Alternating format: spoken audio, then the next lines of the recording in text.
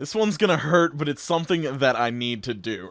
In 2010, I was 14 years old, and I was doing okay. I was very sad all the time, but that's just because, you know, you're very confused at that age, and I had great friends, I had a great family, I was doing okay-ish in school, but I really, really, really wanted a girlfriend, and that became the entire focus of my life, and everything else could have been going great, but I was unhappy because I did not have that in my life. And I just want to make this very clear, none of this is meant to make you feel bad for me. I don't think it will, but I just want to establish I'm not looking for pity points. I was the way that I was, and it was not good. But anyway, in 2009, I started 8th grade, and a new girl moved to our town and came to our middle school, and I immediately fell for her and decided to ask her out. Now, she said no, and that was very common of me asking girls out at that time, but she was extremely nice, decided to stay friends with me, and even tried to set me up with her friend who was also looking for somebody. I'm not sure if she was directly trying to set us up, like pawn me off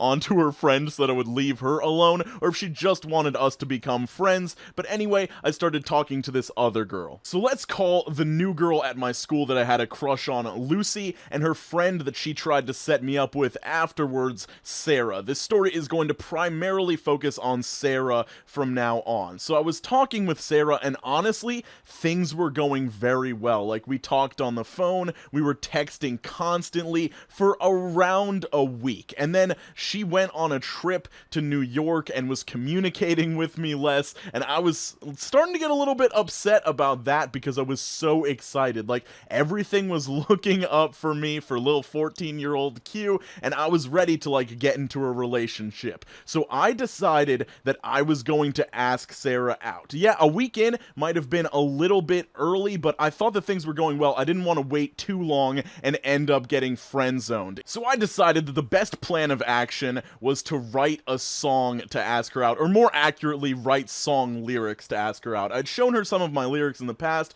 She said she liked them. I'm not sure if she actually did or if she was being nice, but I was like, this girl likes songs, I'm gonna write her a song. And that is where we get to the first set of lyrics. I'm not sure how long it took me to write this song. I'm guessing under 30 minutes, and I do know that I wrote it out in Meebo Messenger, which for you old school people was this thing where you could have both your Facebook Messenger and your AIM chats all in one screen, and you could have like up to like 8 or 10 chats going at the same time. And so I would use my AIM app to text people because cell phone reception was really bad at my house. But anyway, I typed it out on this thing and hit send. Here's the song. Keep in mind that this is after a week of knowing her. I'm gonna leave in all the spelling and grammatical errors because I feel like they add some sort of effect. But here we go. Sorrow and decay, stuck in that dismay. Ashes and smoke filled my heart after she tore it apart. You brought your smile and your kind words, made me happy for a while. This sounds absurd, but... You saved my life, took me out of that strife, made it all okay, feeling happy today. But I do know one thing, and it's making my heart sing. Well, I found out the truth, I'm in love with you.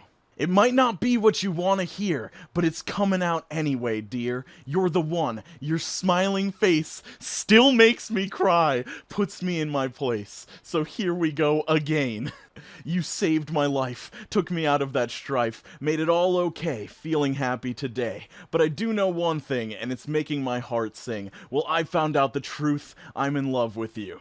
End of darkness, light at the end, this love can't be tarnished, but to all I can send, a word of my emptiness, being filled up, I'd had it with being done, I just had enough. So as I look in your eyes, I see no lies, just the only one I want to have with me, will you go out with me? I just want to mention something, and it's just, I've just been thinking about this as I've been telling this story. 14-year-old Q would be so excited that I'm telling thousands of people about this. He'd be like, yeah, you're gonna tell them all about how I was betrayed, and I'm gonna be vindicated, and they're all gonna know that I was right, and she was evil. And no, you're looking like an idiot right now, 14-year-old Q.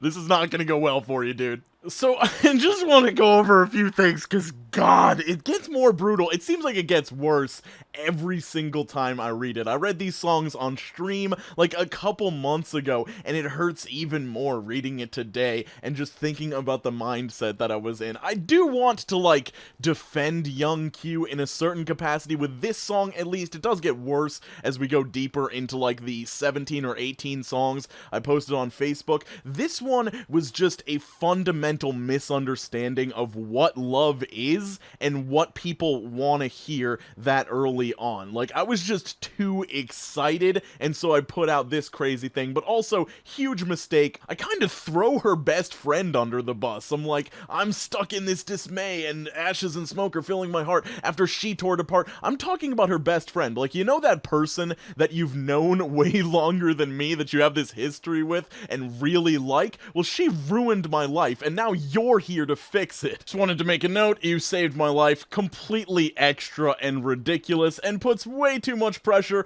on that other person. Oh, this is something that I really wanted to point out. Your smiling face still makes me cry. No clue why I included this in the song. I never cried looking at her smiling face. I don't know why it would still be making me cry, because I've only known her for a week, and overall it's just ridiculous and would make the reader extremely uncomfortable.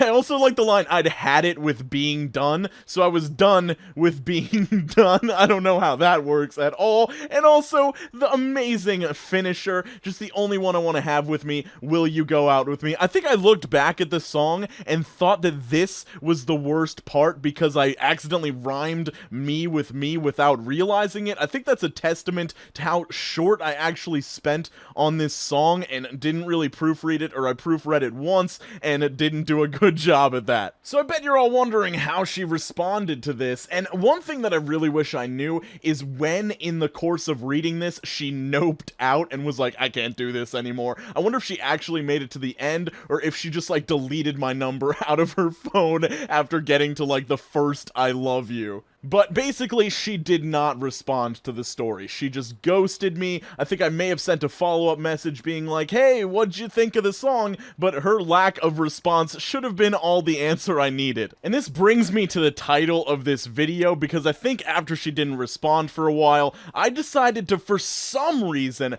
post the song I used to ask her out to Facebook publicly with the title Worst Song Ever, to show how much I disliked this song that I'd created, because it ended both my friendship and the potential for a relationship with this girl. But if you know Niceguys and you know their persistence, I did not give up, and I did continue to write songs and also continue to attempt to contact this girl. So at this part I kind of lose my memory of what was going on. I'm pretty sure I wrote this song in the period where she wasn't responding to me and I was just kind of flailing about. This is probably the part of the video where I'm going to get demonetized, because I don't want to exclude the swear words because I feel like they add to the edginess. This song is called Fuck the System. I fall into love and now I'm numb. I barely knew you. I don't have a fucking clue why I am this way. These words I wish I didn't have to say. I'm a fuck up. This whole world has had enough of my stupid pain. I should hide my shame. Go die in a hole, my heart you stole. Knowing you for just 7 days made me weak. So kill me in my sleep, or am I already dead?